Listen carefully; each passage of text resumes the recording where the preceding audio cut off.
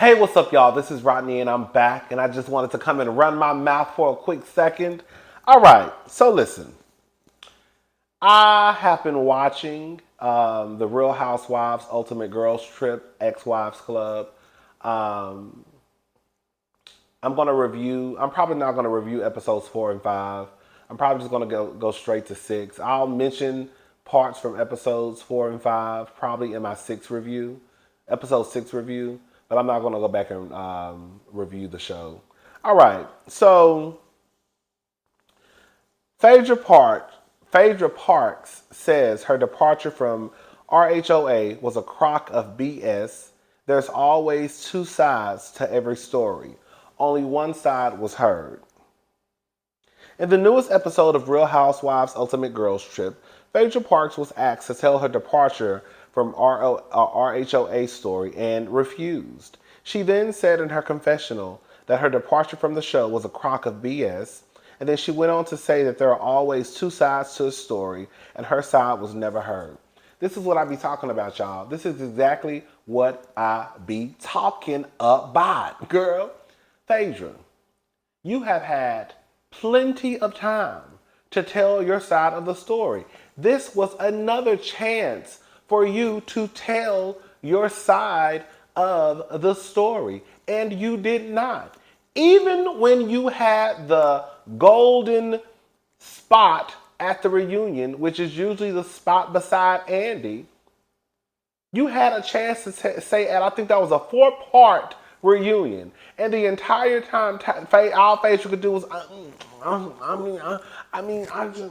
somebody, she's all she want to do is scrunch up her face.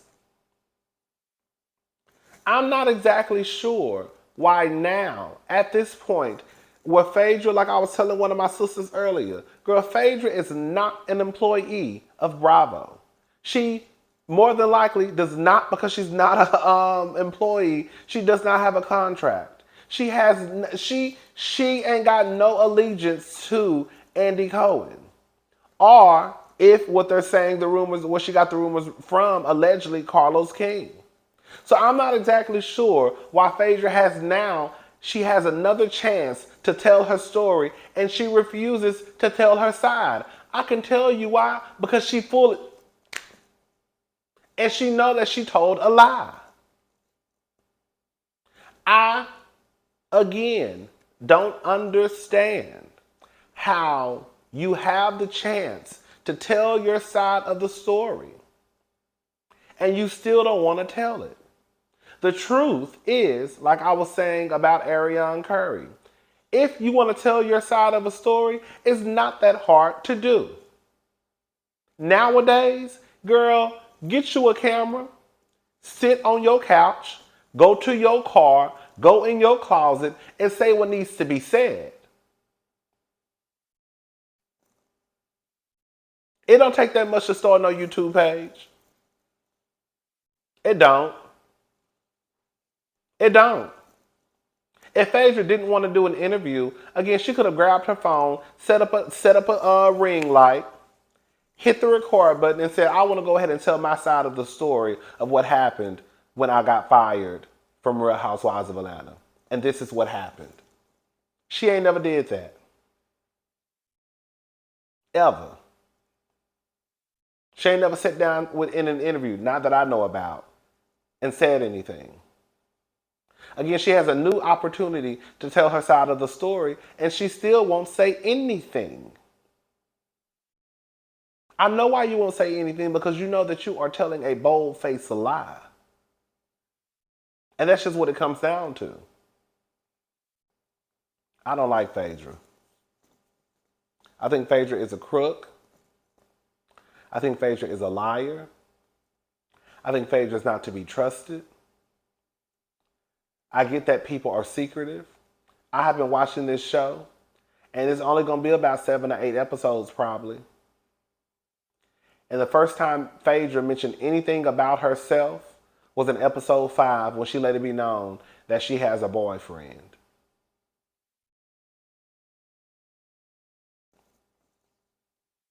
It's a crock of BS. Well, why is it a crock of BS, Phaedra? I don't want to talk about it. Okay, so Why?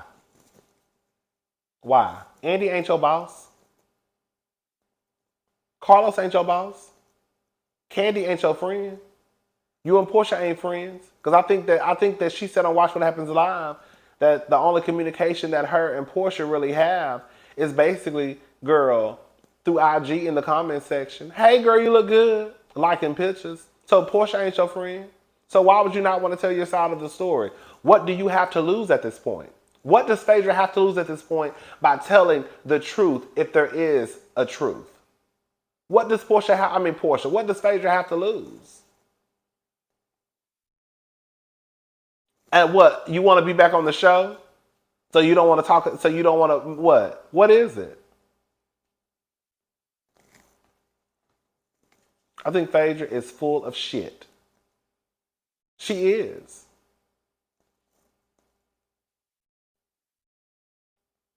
Anyways,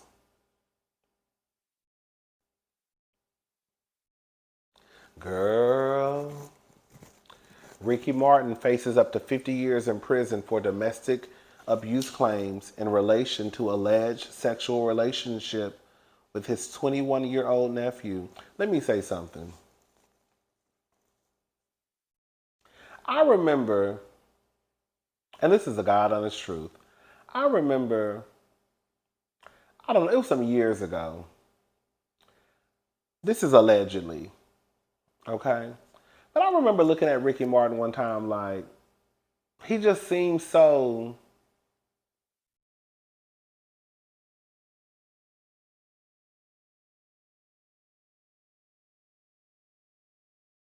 like, not happy in life. Girl, I know that sounds weird. I know that sounds weird.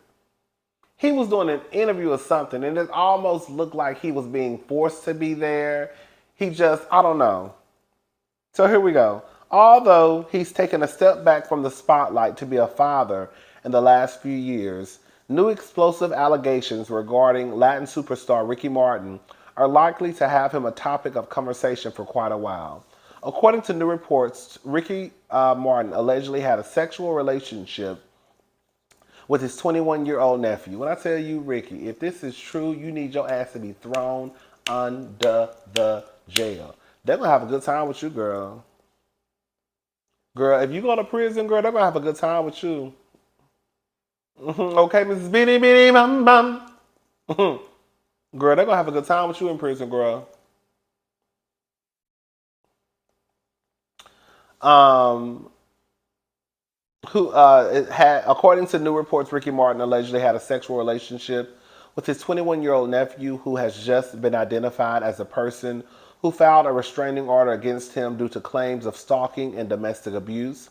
At Yahoo News reports earlier this month, Ricky Martin and his legal team firmly denied any wrongdoing after Martin was served a restraining order in Puerto Rico after stalking and domestic abuse. At the time, the alleged victim in the case was not identified to Puerto Rican law 54, but that has now changed. And the individual is reportedly a family member. Ricky Martin's brother just dropped the bombshell that the person Ricky was accused of stalking and abusing is his nephew, Daniel Yadil Sanchez, who he allegedly had a sexual relationship for almost a year. In the allegations made by Martin's nephew, he alleged that after he ended the 7-month relationship with Ricky Martin, his uncle did not take the news well and began stalking him outside his home and constantly reaching out via phone calls and text messages. Additionally, Sanchez claimed he suffered from both physical and psychological abuse during the relationship. Under Puerto Rican law, if Ricky Martin is proven guilty, he could be sentenced up to 50 years in prison. Ricky, you old nasty, nasty trifling. Allegedly. I can believe it. I'm sorry. I can. I can. CAN. Believe it. Mm-mm. Mm-mm. Living la vida loca. Girl, you live in la vida loca? Okay, girl, you gonna be in prison. You about to be a prisiano. Girl, I don't even know how to speak no Spanish. I be making shit up.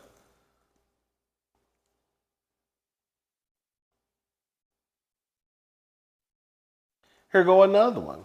Mario announces new music with Tory Lanez despite previously speaking out against him for allegedly shooting Megan Thee Stallion. Mario and Tory Lanez have some new music on the way despite Mario's previous comments about Tory Lanez regarding the allegations surrounding his involvement in the shooting of Megan Thee Stallion. Sad as fuck knowing Tory personally. This shit crazy to me. Black men, we gotta learn how to control our ego, anger, etc. At some point, the switch gotta turn off. Protect black women, heal black men, love and respect each other. The Let Me Love You singer previously said. Another hop on the bandwagon, Nick. I be telling y'all. Nevertheless, the collaboration announcement seemed to attract opinions from fans. Mario revealed the song as a special announcement. The singer released the artistic cover for the collaboration on Twitter while writing in the caption, "This Friday, new music. Um, this one called blah blah blah." Girl, whatever. This is my thing, and this is no tea, no shade. I know Tory Lanez has a fan base. I'm sure that some of y'all still love Tory Lanez, but to me, I don't think that Tory Lanez is that big of an artist to the point where, girl, even if you believe that he was innocent, girl, I would feel the need to do a song with him. Like y'all acting like Tory Lanez is like Rihanna, Nicki, B. You know what I'm saying? Like I can see if it was a big artist, or artist who could probably take you to the next level. Like I don't get that from Tory Lanez. But I think Tory Lanez, girl, it's Tory Lanez. He has a fan base. But I don't see anybody saying, "Oh, girl, we gotta get Tory Lanez," because, girl, if you get Tory Lanez on this song, it's gonna take you to the next level, bro. Like I just don't get that from Tory Lanez. I could be wrong. Mario, you another bandwagon nigga. Y'all just be saying shit. Y'all say shit because y'all think it sound cute, but your true colors always come out. 1 minute is to protect black women. Now you doing a whole song with the nigga who you was just talking about the other day. Mario, you ain't shit either. Girl.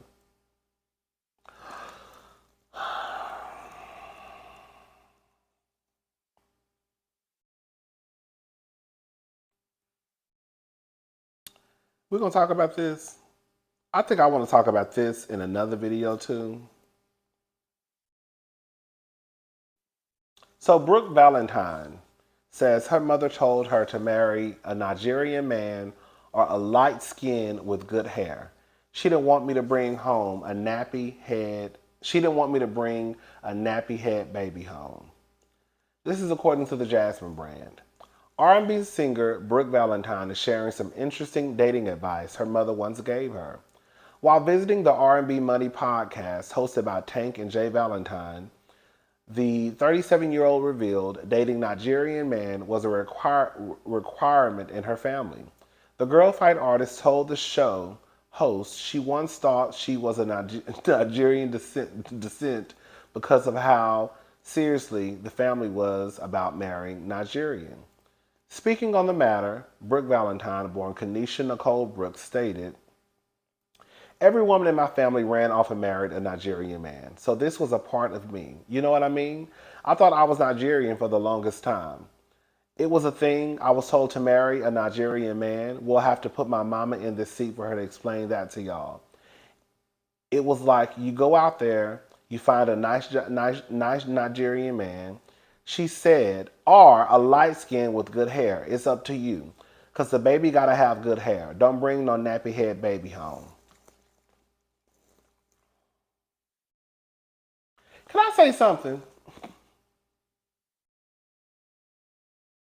And I know I'm about to piss some of y'all off what I'm about to say, but I honestly feel like this is the truth.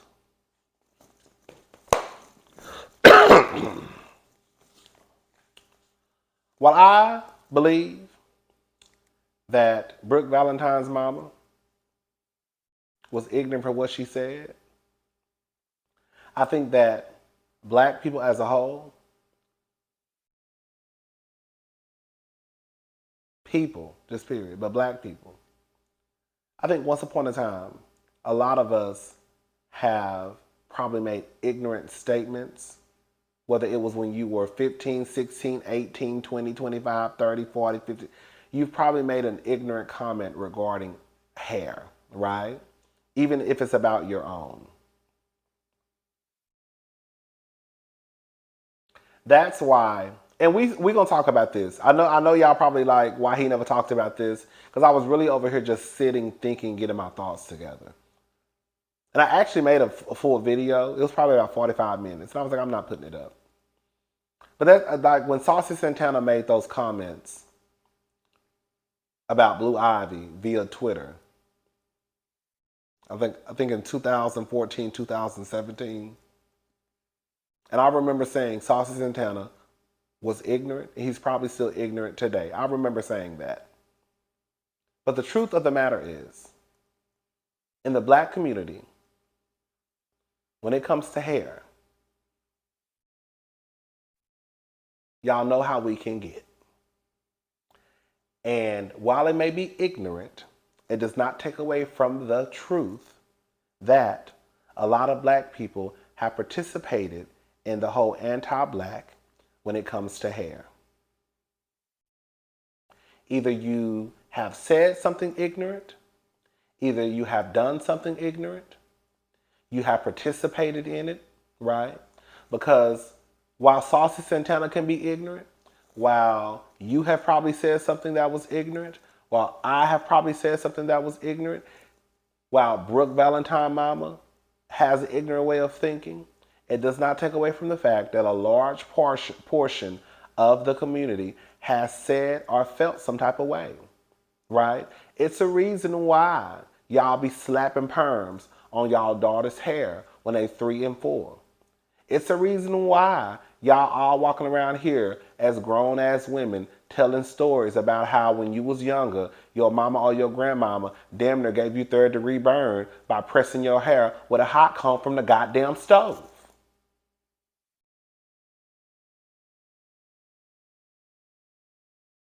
I think that at one point y'all were trying to use Saucy Santana as a scapegoat, when the truth of the matter is a large portion of the black community, they feel the same way. Either you have said something or you have participated in it. You can't walk around here talking about, oh, X, Y, and Z, but girl, you was slapping, girl, creamy crack on your 3-year-old daughter's hair. You can't say nothing when you was around her, girl, having your daughters while you trying to press her hair with a hot comb on a goddamn stove. I'm not saying it's right. But what I am saying is Brooke Valentine Mama ain't the only one who think like that. Saucy Santana ain't the only motherfucker walking around here who think like that. Please don't get it twisted. A lot of these niggas walk around here, girl, making sure they have babies with light-skinned women, so on the chances of their daughters might come out with good hair. Don't play in my fucking face. Y'all know what it's about. But instead of y'all acknowledging that, yes, we probably have an ignorant way of thinking, and that's a way that we have to unlearn it, y'all start acting like you ain't never participated in it or said nothing your goddamn self. And then you start wanting to pick and choose people to use as a poster child, like y'all tried to do with Saucy Santana. And it does not take away from the fact that Saucy Santana, what he said was ignorant, right? And it was anti-black. But what I am saying is Saucy Santana ain't the only motherfucker walking around here saying shit that's anti-black. Because like I said, he may have said it, but girl, your mama and your grandmama participated in it. And that's the real tea. How many of y'all still slapping perms on y'all children's head? They walking around here with chemical burns all on their scalp. How many of y'all still sitting down, girl, pressing your daughter hair out because, girl, she just wanted, it's just a little, you know. And she crying every Sunday evening. I'm just saying. Brooke Valentine Mama, she ignorant, right? But again, girl, her saying that ain't nothing different than what, girl, these niggas do, right? Ain't nothing different than, girl, what people do in the community.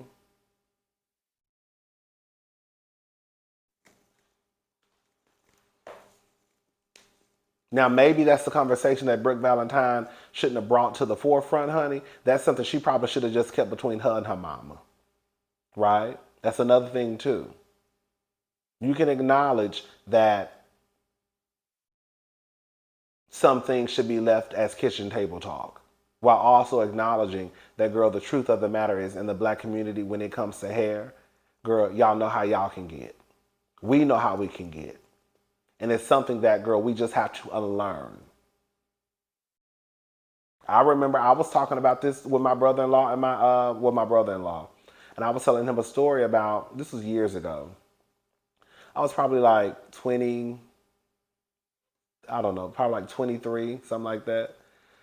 And my hair was big. And I remember this girl saying, "Oh my God, I love your 4C hair."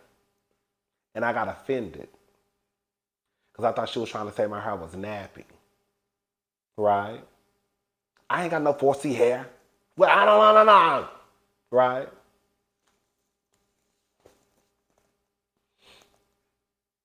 And then you have to kind of learn that, like, girl. So, and if you do, okay, you got it. It's okay. But I think that, like, again, I think that's something we have to unlearn.